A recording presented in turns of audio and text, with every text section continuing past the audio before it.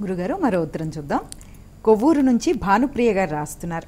మాఘమాసంలో పుణ్యస్నాన ఆచరణతో కలిగే ఫలితాలేమిటి తెలియచేయగలరు అని అడుగుతున్నారు. పుణ్యస్నానాలు అని అడిగారు వారు. నిజమే, ఈ మాసంలో చేసేటువంటి స్నానాలు అంటే విశిష్టతమైనటువంటి స్నానాలు, ఒక సంకల్పపూర్వకంగా ఆచరించేటువంటి స్నానాలు, అది నదిలో చేసేటువంటి స్నానాలు, వాటిని పుణ్యస్నానాలు అని మాత్రమే అంటాం. ఇక మనం నిత్యము ఇంట్లో చేసుకుంటాం. ఇంట్లో చేసేటువంటి స్నానం పుణ్యస్నానమా అండి అంటే కాదు. ఇంట్లో నిత్యం చేసుకునేదేగా, కనుక అది పుణ్యస్నానం కాదు, అది నిత్యకర్మ.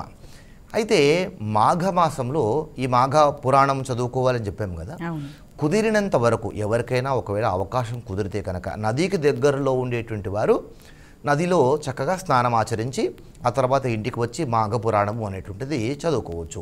మాఘ మాసంలో పుణ్యస్నానాలు ఆచరించడం వలన వచ్చేటువంటి ఫలితం ఏమిటి అని అంటే, వాస్తవానికి నదీ జలం ఎప్పుడూ కూడా ఔషధీకృతమైనటువంటిది. అంటే ఎన్నో ఔషధాలతో కూడినటువంటిది ఈ నదీ స్నానం. నదిలో ఉండేటువంటి జలమంతా కూడా ఆ విధంగా ఉంటుంది.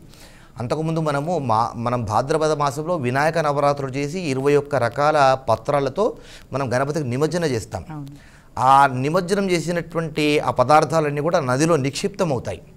తర్వాత శరన్నవరాత్రులు రాగానే అమ్మవారికి కుంకుమార్చన చేస్తాం. కుంకుమతో పాటు అమ్మవారి విగ్రహాన్ని నదిలో నిమజ్జనం చేస్తాం. కుంకుమలో ఉండేటువంటి ఆరోగ్యకరమైనటువంటి పదార్థాలన్నీ కూడా నదిలో నిక్షిప్తమవుతాయి.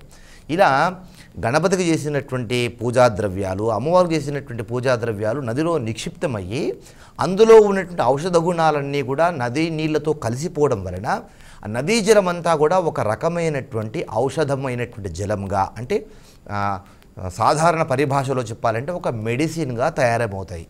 కనుక పుణ్యస్నానాలు ఆచరించడం వలన మనకు శరీరానికి దేహ కాంతి, శరీరంలో అనారోగ్యాలు తొలగిపోయి శరీరానికి మంచి పుష్టి, కాంతి, మంచి ఆరోగ్యాన్ని ఇచ్చేటువంటిది నదీ స్నానం. కనుక నదీ స్నానం ఆచరించడం వల్ల ఇన్ని ప్రయోజనాలు ఉన్నాయి కనుక అప్పుడు ఏమంటాము, అబ్బా నేను నదీ స్నానం చేయడం వలన ఇంత మేలు జరిగింది అంటే ఇంత పుణ్యం వచ్చింది అంటాం. అదేవిధంగా పుణ్యస్నానము అన్నమాట.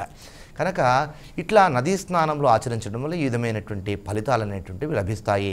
ఇంతకుముందు చెప్పుకున్నట్టుగా నదిలో ఎన్నో ఔషధ గుణాలు ఉంటాయి కనుక కుదిరినంత వరకు కూడా ఎవరు నదికి దగ్గరలో ఉంటారో వాళ్ళు అలసట, ఆలస్యము అనేటువంటిది ఏది చేయకుండా తప్పకుండా నదీ స్నానం మాఘమాసంలో చేయడం అనేటువంటిది